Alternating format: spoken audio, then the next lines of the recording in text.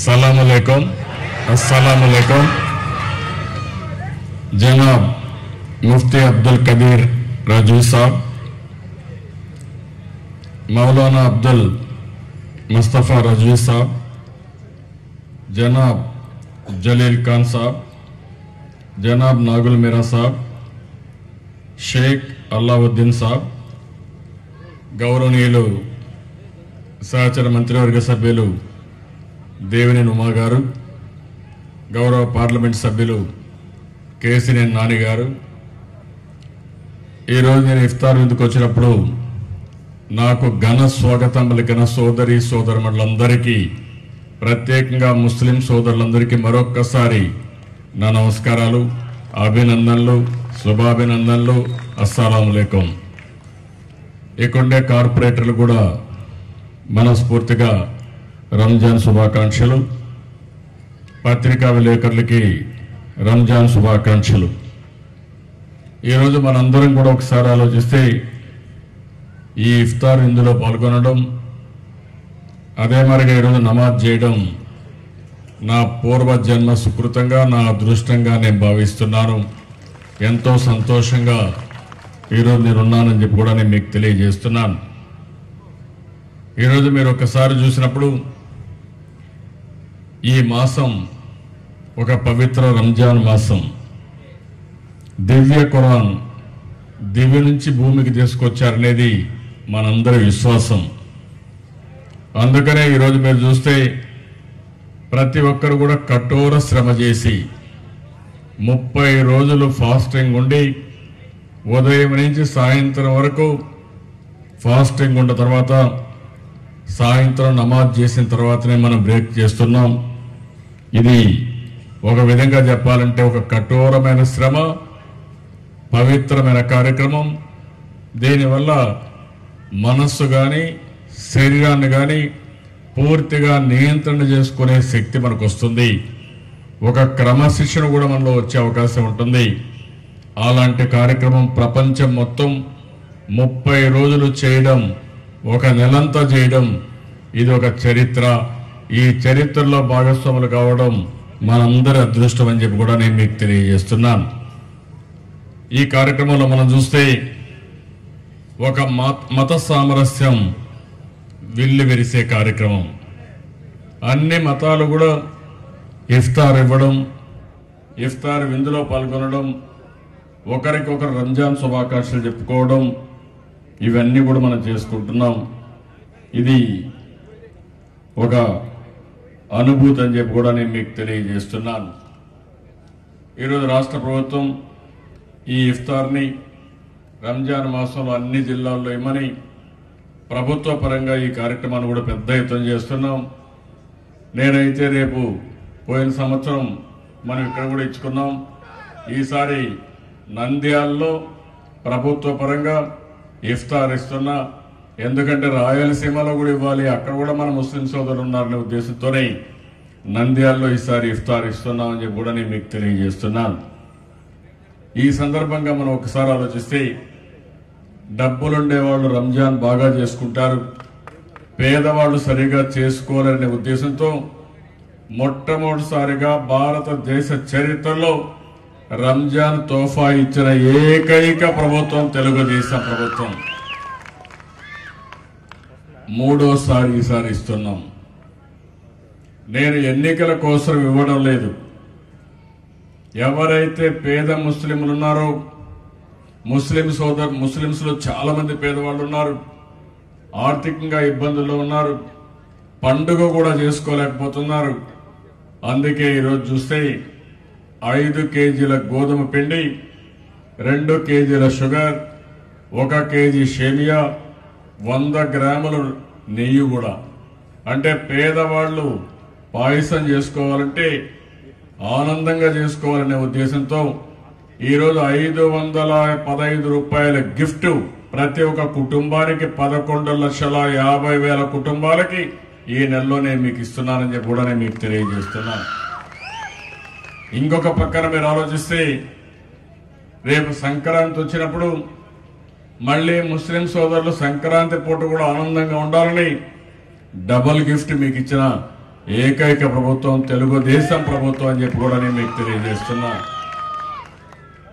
ఈరోజు ఇదే కాదు, ముస్లిం సోదరులు చాలా మంది పేదవాళ్ళు ఉన్నారు, అనేక ఇబ్బందుల్లో ఉన్నారు, ఆర్థికంగా వెనుకబడ్డారు, అదే మరి రాజకీయంగా వెనుకబడ్డారు, సామాజికంగా కూడా ఇబ్బందుల్లో ఉన్నారు. అందుకే నేను ఆలోచించి ఈరోజు మీరు చూస్తే 840 కోట్ల రూపాయలు బడ్జెట్లో పెట్టాం. ఎప్పుడూ లేని కార్యక్రమాలు ఈరోజు మనం తీసుకున్నాం. ఈరోజు మీరు చూసినప్పుడు దుల్హాన్ స్కీమ్ కింద మైనారిటీ ముస్లింస్ ఎవరైతే ఉన్నారో ఇప్పుడే మీరు చూశారు, ఒక ఆడబిడ్డ చిన్న వయసు దురదృష్టం క్యాన్సర్ వచ్చింది. అలాంటి కుటుంబాన్ని ఆదుకోవాలనే ఉద్దేశంతోనే 5 లక్షల రూపాయలు అడిగిన వెంటనే 5 లక్షల రూపాయలు సీఎం రిలీఫ్ నుంచి ఇచ్చాను. అదే మరిగా ముస్లింస్ లో చాలా మంది పెళ్లిళ్లు కూడా చేయలేకపోతున్నారని, అలాంటి నా తోబుట్టువులకి నా ఆడబిడ్డలకి అండగా ఉండాలని దుల్హాన్ కింద ఒక్కొక్కరికి పెళ్లి ఖర్చులకు 50,000 రూపాయలు ఇచ్చిన ప్రభుత్వం ఈ తెలుగుదేశం ప్రభుత్వం అని కూడా నేను మీకు తెలియజేస్తున్నా. చాలా మంది పేదవాళ్లు ముస్లింస్ ఉన్నారు. ఈరోజు మీరు చూస్తే ఇమాములు గాని మౌజంలు గాని కనీసం వారు కనీస అవసరాలు తీర్చుకోవాలని కూడా కష్టంగా ఉంది. ఇంతవరకు ఎవరూ చేయలేదు. నేను ఈరోజు శ్రీకారం చుట్టా. ఇమాములకు 5,000, మౌజములకు 3,000 ఇచ్చిన ఏకైక ప్రభుత్వం భారతదేశంలో తెలుగుదేశం ప్రభుత్వం. వాళ్ళు కూడా పెద్ద ఎత్తున ప్రేయర్లు చేయాలి, అల్లాహకు ప్రేయర్ చేసి ఈ ప్రభుత్వం బాగుండాలని. ఈ ప్రభుత్వం ఎంత బాగుంటే మైనారిటీ సోదరులకే కాకుండా అందరికీ న్యాయం జరిగే పరిస్థితి వస్తుంది. అందుకే ఈరోజు ఈ సంవత్సరం మీరు చూస్తే 17-18లో పెద్ద ఎత్తున ఈ కార్యక్రమానికి శ్రీకారం చుట్టాం. దీన్ని కూడా మనం ముందుకు తీసుకుపోయే పరిస్థితి వస్తుంది. ఇంకొక పక్కన మీరు ఒకసారి చూసినప్పుడు రాష్ట్రంలో పెద్ద ఎత్తున ముస్లిం సోదరులకి స్కూల్స్ కన్నిటి కూడా నేను శ్రీకారం చుట్టాను.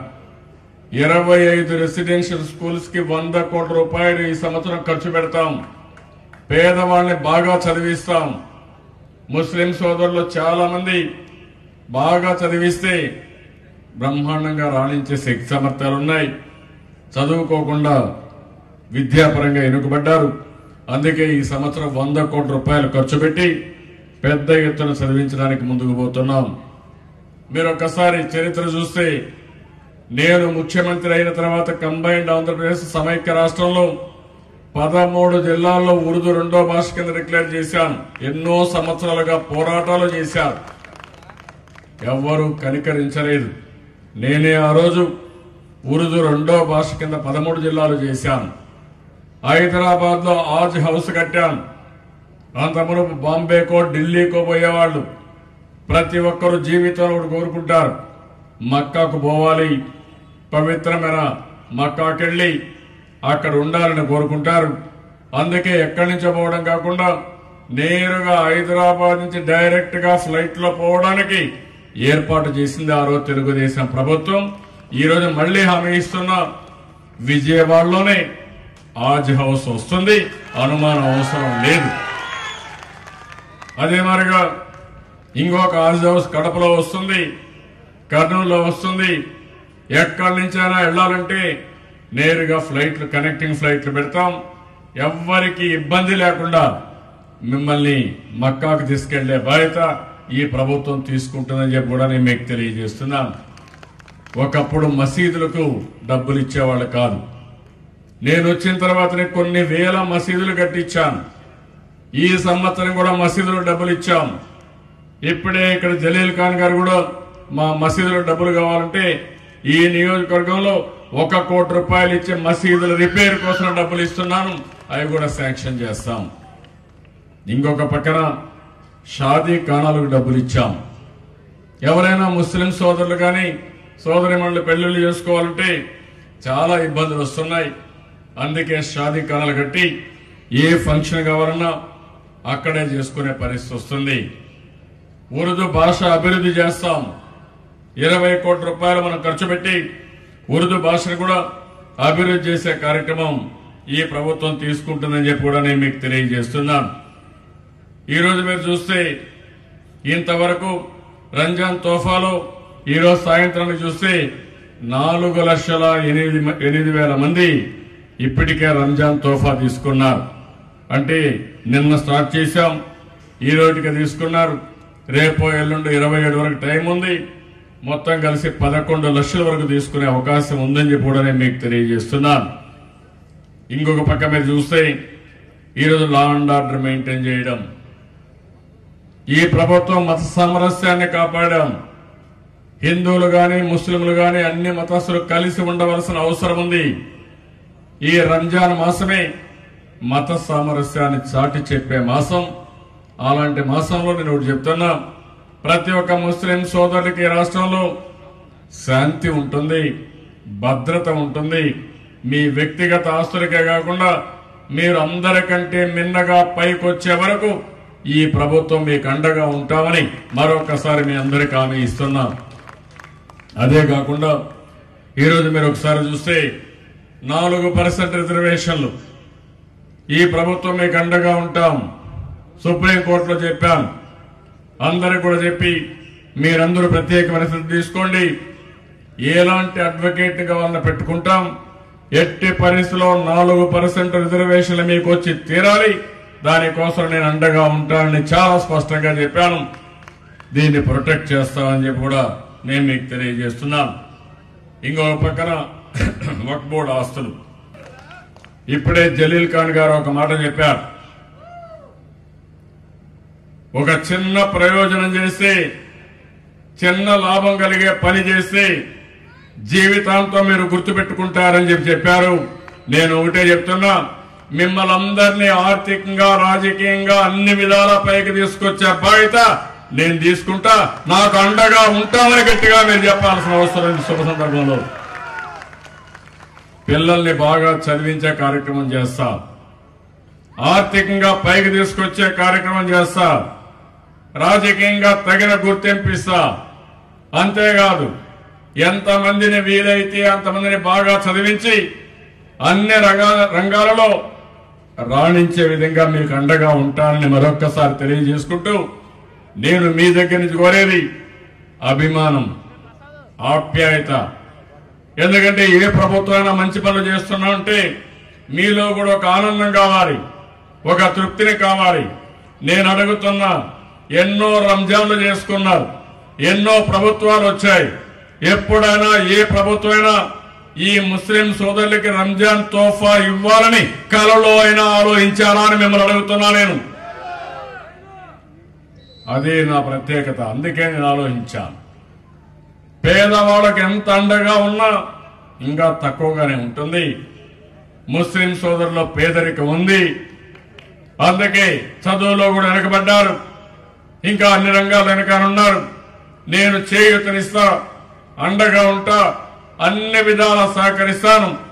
మరొక్కసారి ఈ యొక్క పవిత్ర మాసంలో మీకు హామీ ఇస్తున్నా, మిమ్మల్ని పైకి తీసుకొచ్చే బాధ్యత నాది, నాకు అండగా ఉండే బాధ్యత మీరు తీసుకోమని నిండు మనసుతో ఆశీర్వదించమని మరొక్కసారి కోరుకుంటూ, అందరికి కూడా మరొక్కసారి రంజాన్ శుభాకాంక్షలు.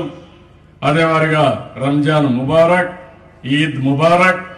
అంతేకాకుండా ఈ నెలలో మీరు మీ కుటుంబం ఆనందంగా ఉండాలని ప్రతి ఒక్కరూ 30 రోజులు ప్రేయర్ చేయాలి. మీకు ఆరోగ్యం బాగుండాలి, మీ కుటుంబం ఆనందంగా ఉండాలి, సమాజం ఆనందంగా ఉండాలి, ఆంధ్రప్రదేశ్ ఆనందంగా ఉండాలి, ఈ ప్రభుత్వం కూడా బాగుండాలని మీరు ప్రేయర్ చేయండి.